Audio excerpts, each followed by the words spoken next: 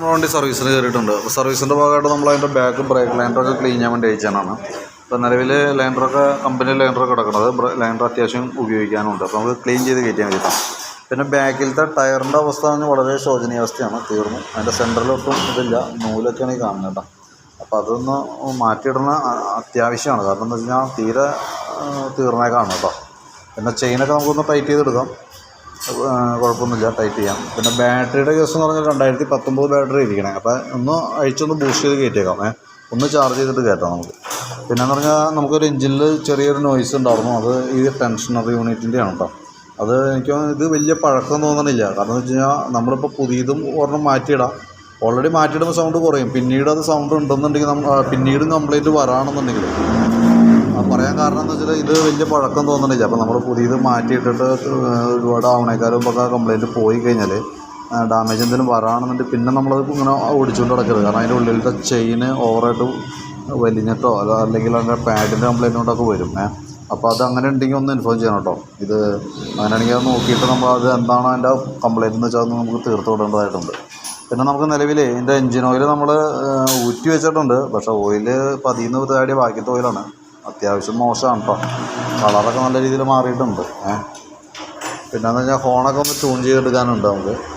അത്യാവശ്യം ട്യൂൺ ചെയ്ത് കഴിഞ്ഞാൽ ഹോണിൻ്റെ ബസ് റെഡിയായി കിട്ടിക്കോളും. പിന്നെ ഫ്രണ്ടിലേക്ക് വരുമ്പോഴത്തേക്ക് നമുക്ക് അതിൻ്റെ സ്പീഡോമീറ്ററിൻ്റെ കേബിൾ വർക്കിംഗ് കാരണം മീറ്റർ ജാമിങ് ഒന്നും കാണണില്ല. അപ്പോൾ നമുക്ക് ഗിയർ സെറ്റ് മാറ്റിക്കഴിഞ്ഞാൽ മീറ്റർ വേണമെങ്കിൽ വർക്കിംഗ് ആക്കി എടുക്കാം കേട്ടോ.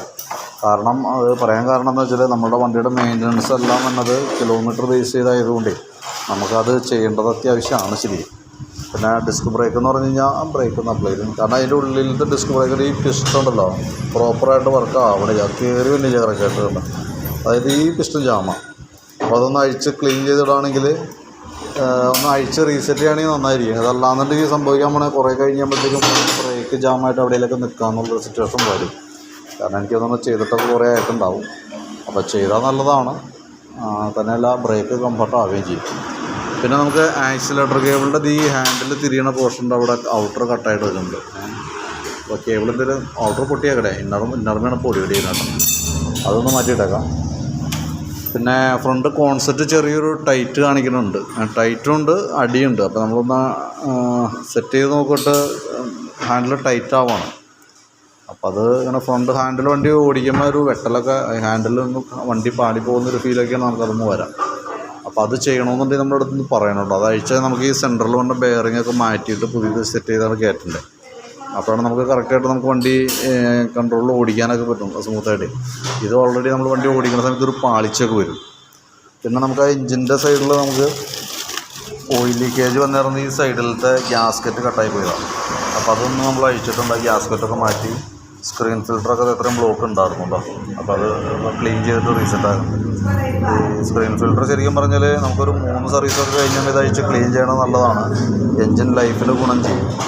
പിന്നെ നമുക്ക് self motor working proper working അല്ല. അതിന് പറയാൻ കാരണം 2 കേസ് ഉണ്ട്. ഒന്നാമത് ഇതിൻ്റെ ബ്രഷ് പിടിപ്പിക്കുന്ന സ്ക്രൂ തന്നെ ഭാഗമാണത്. ഒരെണ്ണം നമ്മൾ കട്ടായി പോയതിന് ശേഷം രണ്ടാമത്തേലാണ് നമ്മൾ കറക്റ്റായിട്ട് പിടിപ്പിച്ചത്. ഇപ്പം അതും ചെറിയൊരു പ്രോബ്ലമാണ്. കാരണം കറക്റ്റായിട്ട് ടൈറ്റ് ആവില്ല, അതിൻ്റെ ഉള്ളിൽ ത്രെഡ് കംപ്ലീറ്റ് ഉള്ളതുകൊണ്ട്. അപ്പോൾ അതുകൊണ്ട് തന്നെ എർത്തിങ് പ്രോപ്പർ അല്ലാത്തത് കൊണ്ടാണ് ഈ വന്ന കംപ്ലീറ്റ്. നമുക്ക് തൽക്കാലം ഒന്നും കൂടി ക്ലിയർ ചെയ്യാം.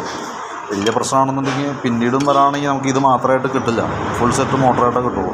അപ്പോൾ അതൊന്ന് മാക്സിമം അഡ്ജസ്റ്റ് ചെയ്യാം. പിന്നെ കിട്ടാണെന്നുണ്ടെങ്കിൽ നമുക്ക് മാറ്റി കളയാനേ പറ്റുള്ളൂ കേട്ടോ. ഇതൊക്കെയാണ് നിലവിലുള്ള ദിവസം. അപ്പോൾ ഞാനത് നോക്കിയിട്ട് അതിൻ്റെ ഒരു എസ്റ്റിമേറ്റും കൂടി ഇട്ടേക്കാം. അപ്പോൾ നോക്കിയിട്ട് എന്തെങ്കിലും ഉണ്ടെങ്കിൽ ഒന്ന് റിപ്ലൈ ചെയ്തോളൂ കേട്ടോ. ഫോൺ സെറ്റ് മാറുന്ന ദിവസം ഉണ്ടെങ്കിൽ ഒന്ന് പറയണേ, എന്നാലാണ് നമുക്ക് അതിനനുസരിച്ച് ചെയ്യാൻ പറ്റുള്ളൂ.